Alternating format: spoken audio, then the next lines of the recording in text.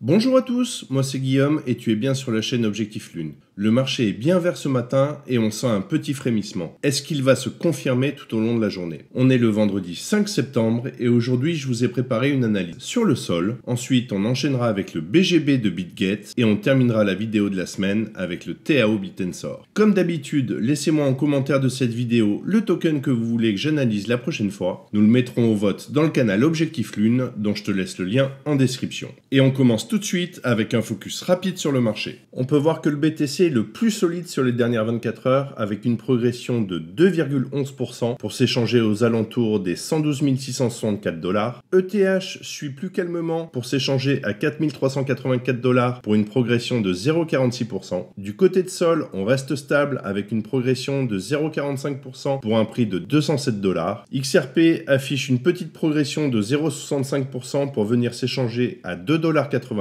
Et du côté du WLFI, le token de Trump, il progresse de 2,25% pour revenir légèrement au-dessus des 18 centimes. Après ce tour rapide de marché, voyons maintenant ce que nous réserve le BTC. On n'a pas grand chose à voir sur le D1, donc pour une fois, on va passer directement sur le H4.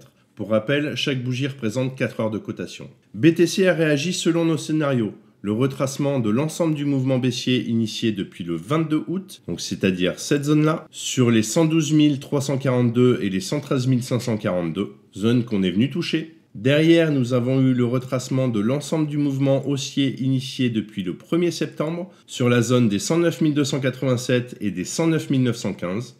Comme on l'avait projeté auparavant, avec les données actuelles, nous pourrions nous projeter alors comme ceci, sur la zone des 114 511 et des 117 714, avec une zone de best price sur la zone des 116 491 et des 115 920, zone qui est en corrélation avec le retracement de l'ensemble du mouvement baissier initié depuis le 14 août, donc sur les 0,5 et 0,618 de Fibonacci, qui sont les zones des 115 864 et des 117 896, donc cette zone-là. On attendra d'avoir quelques confirmations, telles que le passage du RSI au-dessus du pivot haussier, qui nous confirmerait donc une continuation haussière. Et si on veut aller plus loin et se projeter un peu plus, une fois les targets ici atteintes, donc nous pourrions avoir ici le retracement des 0,50 et 0,618 de Fibonacci, qui serait à peu près sur cette zone-là, et nous pourrions aller chercher la zone des 120 604 et des 126 353, avec une zone de best price sur les 123 134 et les 124 157, donc c'est-à-dire cette zone-là. On fera tout de même attention car ceci ne reste qu'une projection, il faudra affiner en fonction des données, sachant qu'aujourd'hui nous avons des annonces macro qui pourraient venir impacter ce scénario.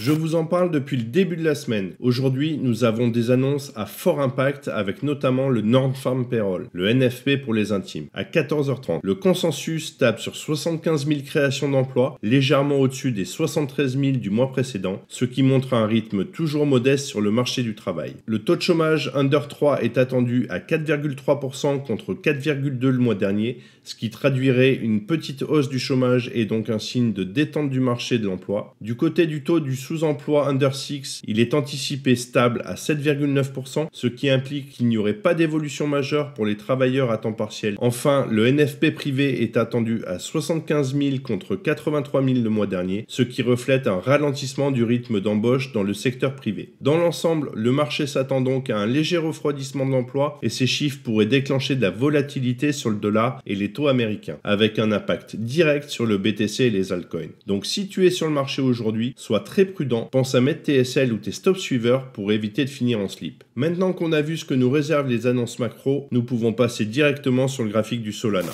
Nous pouvons voir que le RSI compresse depuis le 13 août et que nous sommes toujours coincés dans notre pseudo-range compris entre les 218 et les 176. Donc concrètement, c'est cette zone-là. La cassure ici de notre pivot haussier nous permettrait d'avoir une continuation haussière pour aller chercher les targets, donc ici sur la zone des 229,91 et des 263,30, avec une zone de best price sur les 244,61 et les 250,55, zone qui est en corrélation avec nos targets plus long terme qui sont sur les 218 et les 275. Et passons maintenant sur notre H4 pour voir ce que ça donne. Comme pour le D1, nous pouvons voir ici que notre RSI comprime.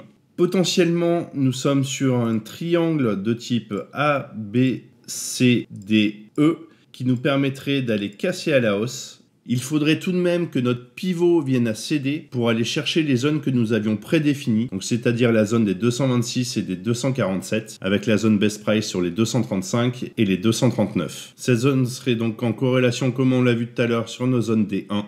Donc si on résume, il faudrait que notre RSI vienne casser ici notre triangle par le haut et qu'il casse également notre pivot haussier pour que nous allions chercher les targets. Si tu aimes ce type de contenu et que ce n'est pas encore fait, pense à liker, à t'abonner à la chaîne et à activer la cloche pour ne rien manquer de mes prochaines vidéos. Je te laisse tous les liens juste en dessous dans la description. Voilà pour Sol, on a nos zones bien définies et un scénario clair si le RSI sort par le haut. On va maintenant passer du côté du BGB, le token de BitGet.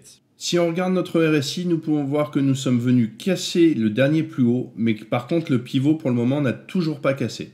On peut voir également sur le prix que nous sommes venus chercher ici notre première intention. Donc pour rappel, on était sur les 5,420 et les 6,117. On est venu chercher sur les 5,500. On peut voir également qu'on a eu un retracement un petit peu plus fort que ce que j'attendais, puisqu'on est venu chercher quasiment les 0,786. Moi, je l'attendais plus sur les 0,5, 0,618 comme d'habitude, sur les 4,999 et les 4,874. Ce que nous pouvons voir pour le moment, c'est que notre projection se réalise. Nous avons juste besoin de réajuster nos targets avec les dernières données.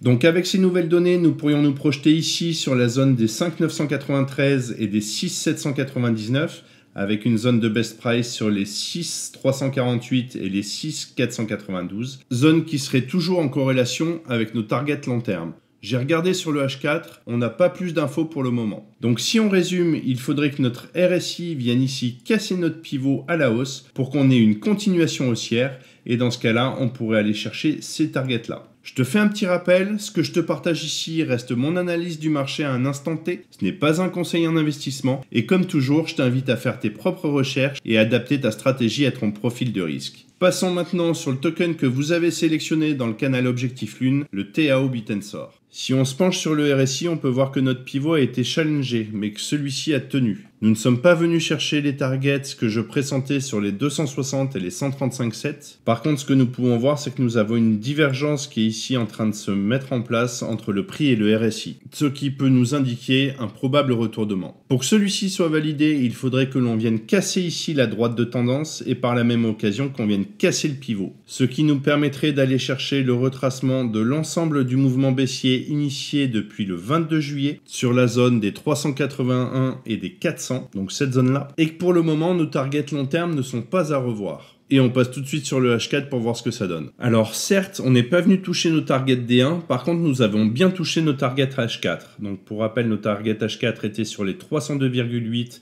et les 256,4. Et on est venu toucher juste ici la première intention sur les 301,9.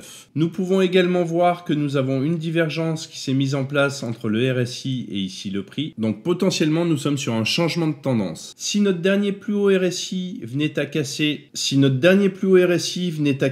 nous serions alors dans une continuation haussière et nous pourrions aller chercher les targets comprises entre les 337,6 et les 354,2, donc cette zone-là, avec une zone de best price sur les 344,9 et les 347,9.